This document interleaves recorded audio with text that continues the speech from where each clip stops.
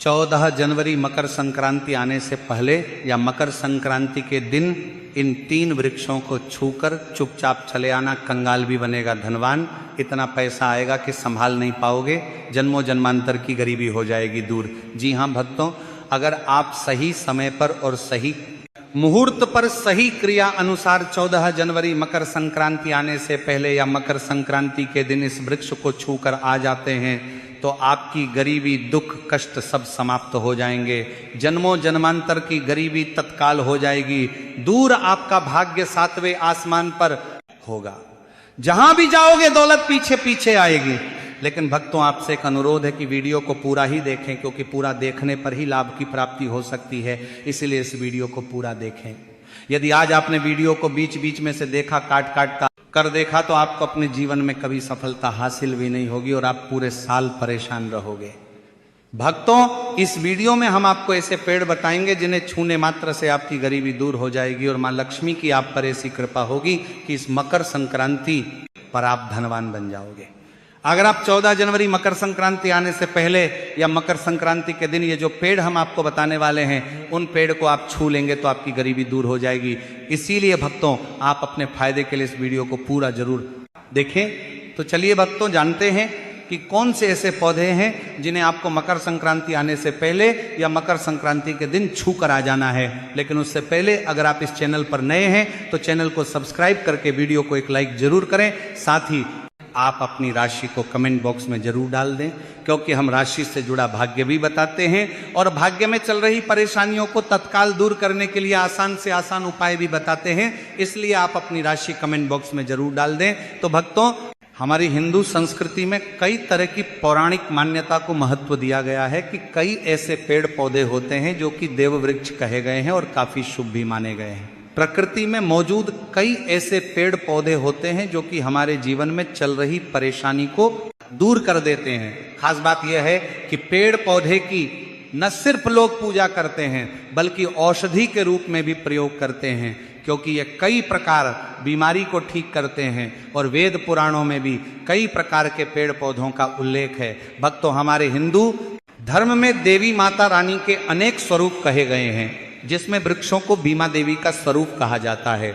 तो आज हम आप लोगों को ऐसे वृक्षों के बारे में बताने वाले हैं जिनको मकर संक्रांति आने से पहले या मकर संक्रांति के दिन छूना बेहद शुभकारी बताया गया है, क्योंकि मकर संक्रांति से पहले इनको छूने मात्र से शत्रु दोष, कर्ज दोष, गरीबी दोष सब समाप्त होते हैं। भक्तों, मकर संक्रांति के पावन पर्व से पहले कुछ ऐसे वृक्ष हैं जो कि देव वृक्ष कहे गए हैं। ये देवी के स्वरूप होते हैं, माता काली के स्वरूप होते हैं और हमारे हिंदू धर्म में पेड़ पौधे को देवी देवता मान करके हम इनकी पूजा करते हैं और हमें पूजा भी जरूर करनी चाहिए। और भक्तों, विज्ञान भी कहता है पेड़ पौधे मनुष्यों को फ्री में प्राणवायु प्रदान करते हैं और पेड़ पौधे हमें ऑक्सीजन देते हैं और हमारे जो कार्बन प्रदान ऑक्साइड होता है उसे ग्रहण करके सभी प्रकार के जितने भी नाकाम चीज होते हैं उसे अपने अंदर में स्वयं सोख लेता है और हमें तेज प्रदान करते हैं। तो पेड़ पौधे स्वयं तेज धूप में तपता है, लेकिन मनुष्य को शीतल छाया प्रदान करता है। और नए कार्य के समय में कुछ ऐसे पेड़ पौधे हमारे धर्मशास्त्र में कहे गए हैं जिनको छूने मात्र से व्यक्ति के बंद किस्मत के ताले खुल जाते हैं, व्यक्ति का सौभाग्य चमक जाता है। हमारे शास्त्रों में पेड़ पौधों को बहुत ही गुणकारी कहा जाता है, क्योंकि इनमें साक्षात देवता होते हैं। अनेक बीमारी का उपचार पेड़ पौधों में ही छुपा है। पेड़ पौधों को में कई जड़ी बूटियां पाई जाती हैं और भगवान श्री कृष्ण ने गीता में स्वयं कहा है कि वृक्षों में मैं पीपल का वृक्ष हूं। पीपल के वृक्ष को वृक्षों का राजा कहा जाता है, क्योंकि पीपल वृक्ष की जो आयु होती है सबसे ज्यादा होती है, सबसे अत्यधिक होती है। पीपल वृक्ष सर्वशक्तिमान होता है। पूजा पाठ में अत्यधिक इसका महत्व होता है। तो चलिए भक्तों, आज हम आप लोगों को मकर संक्रांति आने से पहले या मकर संक्रांति के दिन छुए जाने वाले वृक्ष के बारे में बताने वाले हैं। तो कमेंट में जय मां लक्ष्मी अवश्य लिख दीजिए। भक्तों, हमारे धर्म शास्त्र में अनेक ऐसे वृक्ष हैं जो कल्याणकारी होते हैं मंगलकारी होते हैं। अगर इन वृक्ष को छू लेते हैं तो आपकी सभी प्रकार की परेशानी है कि कष्ट है, ये सब समाप्त हो जाते हैं। खास करके 14 जनवरी मकर संक्रांति आने से पहले या मकर संक्रांति के दिन इसका असर कई लाख गुना होता है, क्योंकि इस समय इस अचेत जो वस्तु होती है वो भी चेतना युक्त हो जाती है, अर्थात इस समय शक्ति हमारे धरती लोक में आ जाती है। तो जितने भी पेड़ पौधे हैं, जीव जंतु है, चल अचल सभी प्रकार के जो वस्तु हैं, इन सब में प्राण आ जाते हैं, सब में शक्ति निहित हो जाती है, जागृत हो जाती है। तो इस समय कोई भी व्यक्ति पेड़ पौधे को जाकर के छू दे, खास करके देवी स्वरूप कहे गए जो तार पेड़ पौधे होते हैं, जाकर के आप इसे छू के आते हैं तो आपके जीवन की परेशानी है, दुख है, तकलीफ है, कष्ट है, रोग है, बीमारी है, कला है, जीवन में चल रही बहुत बड़ी समस्या है, सब समस्या समाप्त हो जाती है। काल सर्प दोष, मंगल दोष, शनि दोष, राहु दोष तत्काल अपना असर दिखाती है और सब दोष खत्म हो जाते हैं। भक्तों, आज हम आप लोगों को 3 पौधों के बारे में बताने वाले हैं। ये तीनों पौधे देव वृक्ष कहे जाते हैं। वीडियो को ध्यान से देखना, अगर आज की वीडियो मिस कर दी तो फिर सारी जिंदगी आपको पछताना पड़ेगा, क्योंकि मकर संक्रांति ही एक ऐसा पर्व होता है, एक ऐसा समय होता है कि आपको लंबी पूजा पाठ करने की जरूरत नहीं, बल्कि केवल कुछ ही दिनों के भीतर में ही आप अपनी समस्या को, आप अपनी गरीबी को स्वयं अपनी आंखों से समाप्त होते हुए देख सकते हैं। मैं जिस देव वृक्ष के बारे में बता रहा हूं, ये सारे वृक्ष आपको अपने घरों के आसपास में बहुत ही आसानी से मिल जाएंगे। भक्तों, वीडियो में आगे की जानकारी बताने से पहले अभी तक कमेंट बॉक्स में जय माता लक्ष्मी नहीं लिखे हैं तो जय माता लक्ष्मी जरूर लिखना। तो भक्तों, कौन से ऐसे 3 वृक्ष हैं जिसे हमें छू करके मकर संक्रांति आने से पहले या मकर संक्रांति के दिन जरूर आना चाहिए। इसी के साथ भक्तों, हो सके तो मकर संक्रांति पर जितना ज्यादा हो सके देव वृक्ष की पूजा जरूर करना। भक्तों, देव वृक्ष में कई प्रकार के वृक्ष होते हैं, तो चलिए भक्तों जानते हैं कि कौन से वृक्ष को छूने से हमारी गरीबी मिटती है। पहला जो वृक्ष है यह है शमी का वृक्ष। शमी के वृक्ष को जगदम्बा का स्वरूप कहा गया है। जो शमी के वृक्ष हैं यह स्वयं जगदम्बा के स्वरूप है। इस पर स्वयं जगदम्बा स्वयं साक्षात विराजमान रहती है। और कोई भी व्यक्ति अगर संध्या काल में 14 जनवरी मकर संक्रांति आने से पहले या मकर संक्रांति के दिन इसके नीचे में धूप दीप जलाता है, धुआं दिखाता है, तो उनकी सभी प्रकार की परेशानी दूर होती है।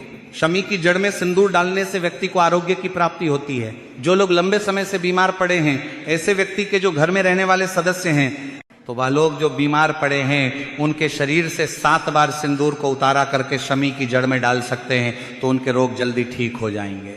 जो लोग लंबे समय से बीमार पड़े हैं या फिर आप बीमारी से बचना चाहते हैं, निरोग रहना चाहते हैं, तो इसकी जड़ में सिंदूर जरूर डाल देना। मनोकामना पूर्ति करने के लिए मैं एक मंत्र बता रहा हूं। इस मंत्र को बोलते हुए शमी के वृक्ष को छूना है। इस मंत्र को बोलते हुए शमी के वृक्ष को छूना है। आप तत्काल मकर संक्रांति पर इसका रिजल्ट देखना। जैसे आपकी जो मनोकामना है उसकी पूर्ति हो जाएगी, आपकी जो दरिद्रता है वह दरिद्रता समाप्त हो जाएगी। तो मंत्र कौन सा है? तो आपको बोलना है मम मन और पूरे मम दरिद्र नाश। ये मंत्र आपको बोलना है। ये मंत्र बोलते समय शमी के वृक्ष को छूना है। सभी प्रकार के आपके मनोरथ की पूर्ति होगी ना, आपकी जो दरिद्रता है दरिद्रता समाप्त हो जाएगी। आप अब भक्तों बात करते हैं दूसरे वृक्ष के बारे में। भक्तों, दूसरा जो वृक्ष है वह परिजात का वृक्ष। परिजात का वृक्ष समुद्र मंथन से उत्पन्न हुआ था और यह देवराज इंद्र के नंदन वन में स्थापित किया गया था। परिजात वृक्ष भगवान कृष्ण ने मानव जन कल्याण के लिए धरती लोक पर लाए थे। जो परिजात का वृक्ष है इसे भी मां लक्ष्मी का स्वरूप कहा गया है, क्योंकि माता लक्ष्मी भी समुद्र से उत्पन्न हुई है और परिजात के वृक्ष भी समुद्र से उत्पन्न हुआ। इस नाते यह माता लक्ष्मी की बहन कही जाती है। तो ऐसा माना जाता है कि कोई भी मनुष्य, उनके शरीर में कितनी भी ज्यादा थकान हो, कितनी भी पीड़ा, व्रत के दौरान अगर आपके शरीर में थकान है, पीड़ा है, तो पारिजात के वृक्ष को शाम के समय में छू करके जरूर आ जाना। आप चाहे तो 14 जनवरी मकर संक्रांति आने से पहले या मकर संक्रांति के दिन और किसी भी समय जब आपको समय मिले उस समय में जाकर के इस वृक्ष को छू सकते हैं। इस वृक्ष को छूते ही तत्काल शरीर से पीड़ा है, जो थकान है, सुस्ती है, कमजोरी है, वह समाप्त हो जाती है। इसी के साथ भक्तों, इस वृक्ष के नीचे में अगर नए साल से पहले में घी का दीपक जलाया जाए, चुटकी भर सिंदूर अगर इसकी जड़ में डाला जाए तो सभी प्रकार की मनोकामना की पूर्ति होती है। लेकिन आपको प्रार्थना करनी है कि हे परिजात वृक्ष, आप देवी स्वरूप कहे जाती हैं, आप हमारी सभी प्रकार की परेशानी को दूर करें। ग्रह दोष है, पितृदोष है, लक्ष्मी दोष है, इसे आप समाप्त करें। लक्ष्मी स्वयं आपकी बहन है, माता लक्ष्मी का हमारे जीवन में प्रवेश कर जाए, इस प्रकार का आप हमें आशीर्वाद प्रदान करें। इस प्रकार से आप इनसे जो है मनोकामना बोल सकते हैं। ये माँ लक्ष्मी की बहन कही गई है क्योंकि समुद्र मंथन से यह उत्पन्न हुआ है। अब भक्तों, तीसरे नंबर में जिस वृक्ष के बारे में बता रहा हूं, तो इस वृक्ष को देव वृक्ष भी कहा जाता है। जो तीसरा वृक्ष है बेल का वृक्ष, जो बेल का वृक्ष है, यह वृक्ष माता पार्वती के पसीने से उत्पन्न हुआ है। स्कंद पुराण के अनुसार जो माता पार्वती है, यह देवी स्वरूप कही गई है, अर्थात ये नव दुर्गा के स्वरूप कही गई है। तो स्कंद पुराण की कथा में कहा गया है, जो बेल का वृक्ष है माता पार्वती के पसीने से उत्पन्न हुआ है। इसके तने में पार्वती, जड़ में ब्रह्म, तने में विष्णु एवं समस्त जो हिस्से हैं उसमें भगवान शंकर जी बसते हैं। संध्या काल में शिव मंदिर के समीप या नव दुर्गा मंदिर के समीप जो बेल के वृक्ष है, इसके नीचे घी का दीपक जलाने से व्यक्ति धनवान, गुणवान एवं पराक्रमी बनता है। व्यक्ति के सभी प्रकार के मनोरथ की पूर्ति होती है। तो भक्तों, अगर आप भी जल्द धनवान बनना चाहते हैं, आपके जीवन में कोई कामना है, कोई कामना अधूरी रह गई है, तो हमने 3 वृक्ष के बारे में बताया है। इन 3 वृक्ष को मकर संक्रांति से पहले आप छू सकते हैं। और अगर कोई व्यक्ति इन तीनों वृक्ष को छू लेते हैं, ध्यान से सुनिए, अगर तीनों वृक्ष को छू लेते हैं तो ऐसे व्यक्ति के कार्य होने से, ऐसे व्यक्ति की मनोकामना पूर्ण होने से दुनिया की कोई भी शक्ति नहीं रोक पाएंगे। मनोकामना पूर्ति करने के लिए, कार्य में प्रगति प्राप्त करने के लिए, अपनी किस्मत को चमकाने के लिए, सोए हुए भाग्य को जागृत करने के लिए 14 जनवरी मकर संक्रांति पर यह उपाय जरूर करिएगा। तो भक्तों, ये उपाय सोने पर सुहागा होगा। ये आपकी जिंदगी को संवार देंगे, आपकी जिंदगी में चल रही परेशानी को दूर कर देंगे। भक्तों, अगर आप इस चैनल पर नए हैं तो चैनल को सब्सक्राइब करके वीडियो को एक लाइक जरूर करें। तो चलिए भक्तों, अब हम जान लेते हैं अगले पौधे के बारे में। आंवला, तुलसी और केले के पेड़ पर भगवान विष्णु और माता लक्ष्मी का वास माना जाता है। वैसे तो तुलसी के पौधे में दीपक रोजाना ही जलाना चाहिए, वहीं आंवले की पूजा एकादशी पर करने से भगवान विष्णु प्रसन्न होते हैं। वहीं केले के पेड़ की पूजा हर बृहस्पतिवार को की जाती है। प्रत्येक बृहस्पतिवार को केले के पेड़ पर हल्दी मिला जल चढ़ाने से आपको अपार सुखों की प्राप्ति होती है। अगला पौधा है बेल और बरगद का पेड़। बेल और बरगद के पेड़ पर भगवान शिव वास करते हैं। रोजाना भगवान शिव की पूजा में बेलपत्री है, अर्पित करने से आपकी सभी मनोकामनाएं पूर्ण होती हैं। वही ऐसी मान्यता है कि बरगद के पेड़ की पूजा हर त्रयोदशी को करना बेहद शुभ माना जाता है। कदम्ब का पेड़, कदम्ब के पेड़ पर माँ लक्ष्मी का वास माना जाता है।